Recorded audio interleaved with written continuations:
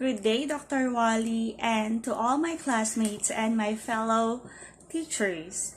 So, I am Ma'am Glyza de Gala, and I am here to present the first type of quantitative research, which is the descriptive survey research.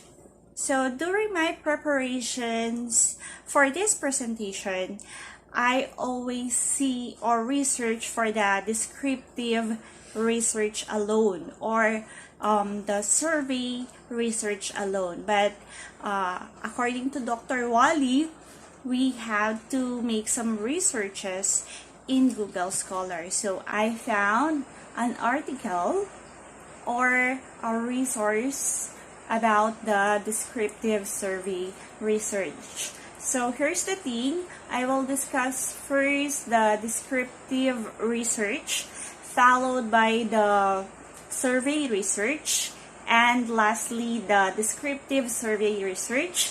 So let us see if there are similarities and differences among the three. So let's start. Let us start with the descriptive research. As we all know, descriptive research is the most widely used research design as indicated by the thesis or dissertation and the research reports of the institution. So, its common means of obtaining information is through questionnaires, personal interview schedule, and observation. Descriptive research is a type of quantitative research which includes that purport the present facts concerning the nature and status of anything. This means that the descriptive research gives the quality and standing of the facts that are going on. For instance, the information about the group of a person, a number of the objects, a set of conditions, a class of events, a system of thoughts, or any kind of phenomena or experience which may we wish to study. Here are the defining features of descriptive research. Number 1, it aims to define the existing condition of a classified variable. So what are the existing conditions we have nowadays? So for example, what are the conditions that we are experiencing this pandemic? Can be a description on the perception of the teachers about the 2021 modular distance learning or online distance learning. Okay, so next is it offers methodical data or systematic information about phenomenon. So this type of research is intended to offer methodical data or systematic information and phenomenon. In addition, this type of research does not usually start with hypothesis, but rather comes from the data analysis.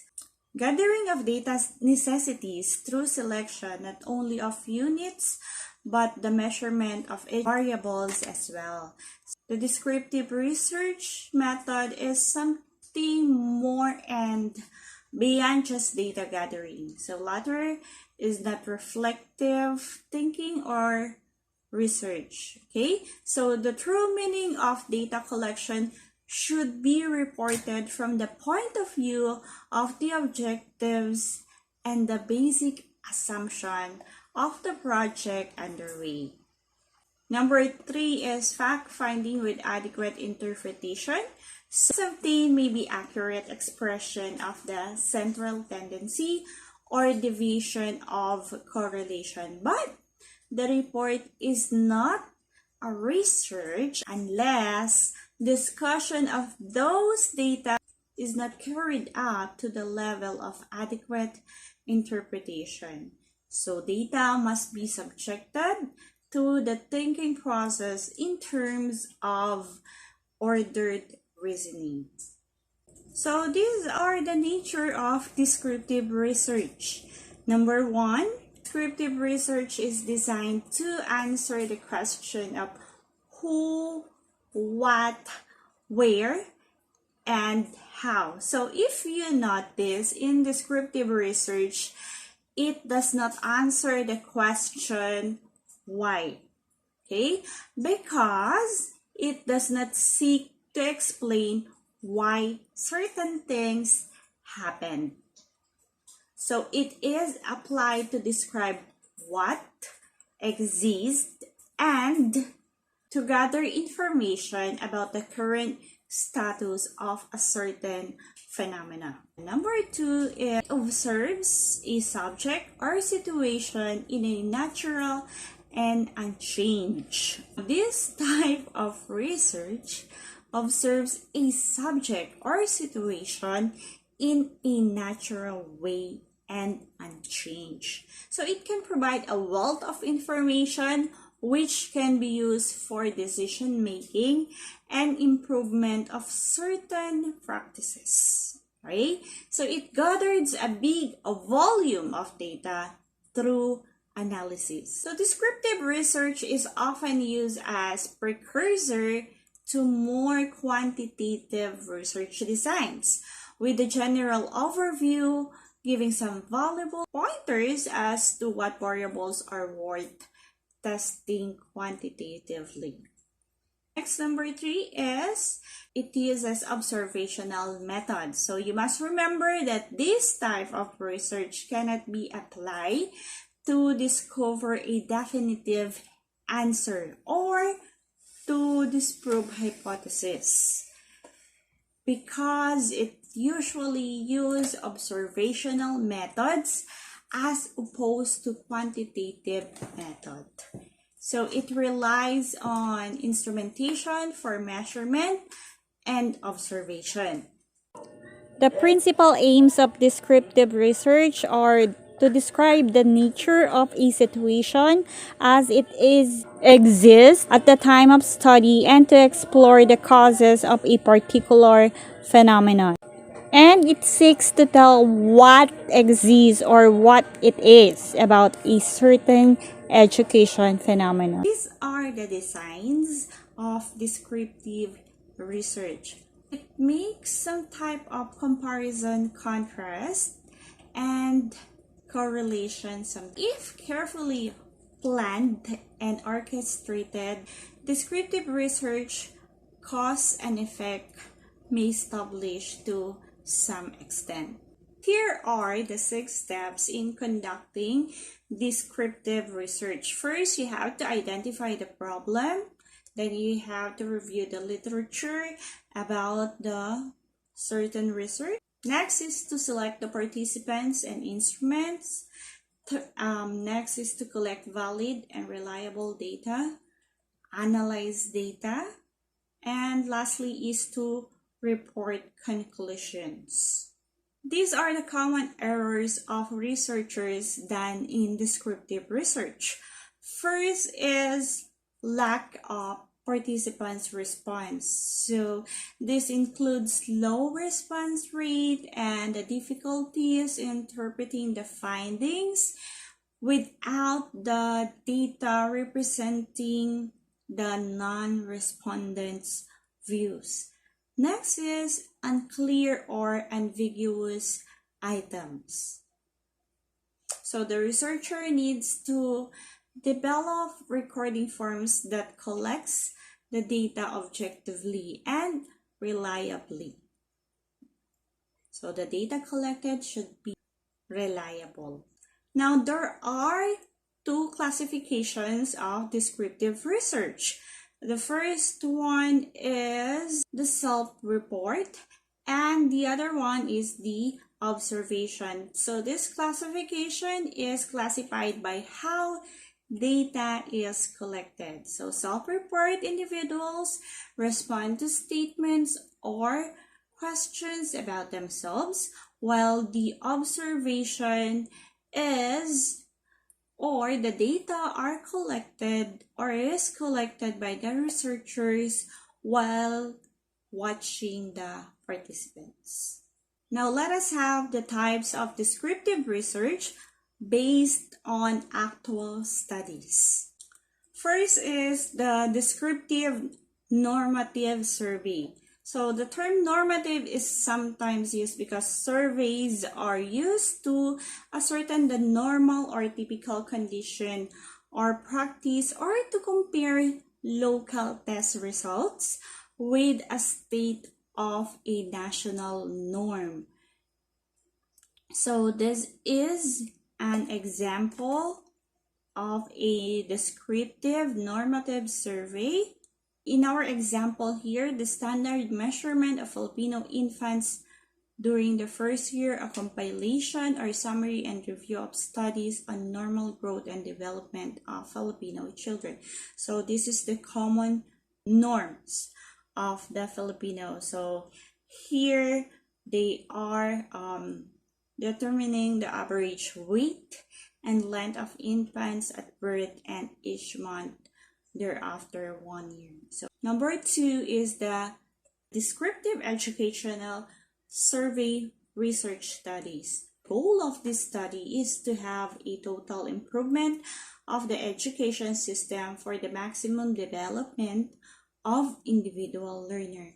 So this type of study looks into the teaching learning process, the child and the teachers. So the learners and the environment, the attitudes, habits, and other characteristics of the learners, the techniques and the methods, the building of the materials used, which all pertain to education. So the goal of this study is to have improvement of the educational system for the maximum development of the individual learners. The descriptive psychological research studies. So these studies pertains to the individual behavior, right? So here is the example.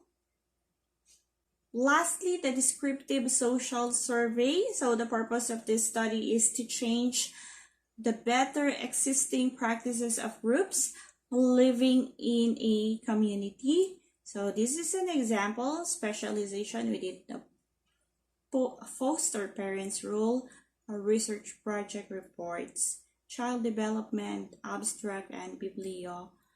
We are describing the foster parents of the infants with those older children. Now let us discuss the ethics of descriptive research.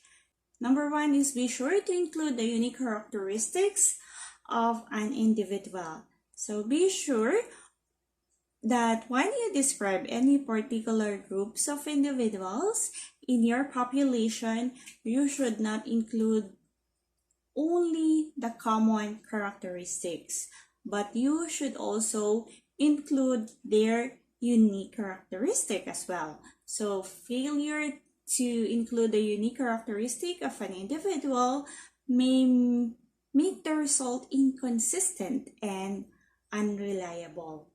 So bear in mind, number 2 is bear in mind that seldom in the descriptive method per se use as end itself. Physical figures to assure the level of confidence are trustworthy. Okay, so next, number 4, data should not be manipulated. Lastly, instruments used should be free from cultural biases. These are the importance of research. Number 1 is for scientific basis of judgment. So this means that descriptive research provides information which could be used as basis for important decisions to be made. For a closer look into happening, behavior practice, methods, and procedures. So descriptive research provides essential facts and understanding about the nature of anything.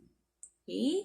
So next is for the formation of test analysis of the standardization of tools, instruments used in research. Now, I will discuss what is the survey research. Okay, so the survey research enables you to study natural occurrent phenomena in their natural settings. You cannot interfere what is going on, right? So anything that is going on the locale, you are just going to observe. There are two types of survey design. The first one is the cross-sectional survey. Cross-sectional survey is where you collect the data at one point in time, maybe for more than one group, but representing the same population. That is why it is called cross-sectional. It's because one is going to be one section, second is going to be one section, second section, third section, fourth section. In other words, you are subdividing the area into various sections. So you get one sample group per section. So sectional is one flow, one data collection, and you get the information from the entire population. Number two is the longitudinal survey. So it is also called time series study. So wherein you collect data over time, usually a long time period. This is one way of changing behavioral patterns over time. There are three types of longitudinal designs. The first one is the trendy study. So the trendy study is you describe the variables as they change over time, right? The next one is the cohort study. So the cohort study is you collect the data over time from the same population, maybe different sample groups, but on the same population. So another way of doing the cohort study is to, so you want to study the behavior change of a population.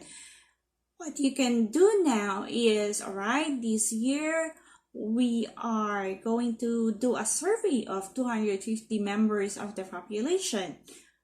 All of them are 25 years old. So then 5 years down the line, you are going to survey another 250 groups of individuals, but their ages are 30 years old. So there is that sort of a change in a number of years, but maybe change in terms of a sample. In terms of a sample characteristic of sample individuals, but they represent the same characteristics. Lastly, panel study. You collect data from the different sample groups and then compare it. Okay, so there is a panel home to compare the study.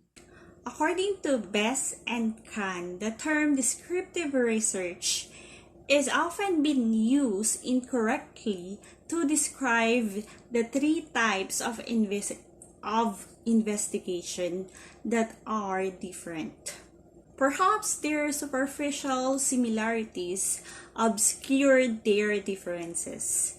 Them employs the process of disciplined inquiry through the gathering and analysis of empirical data, and each attempts to develop knowledge. To be done competently, each requires the expertise of the competent and careful systematic investigator. Brief explanation may serve to put each one's perspective.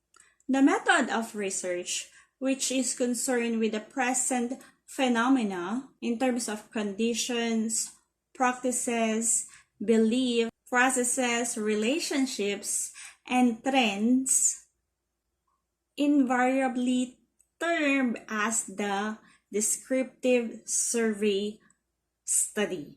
According to Dr. Y.P. Argawal on 2008, descriptive research is devoted to gathering of information about the prevailing conditions, situation for the purpose of description and interpretation.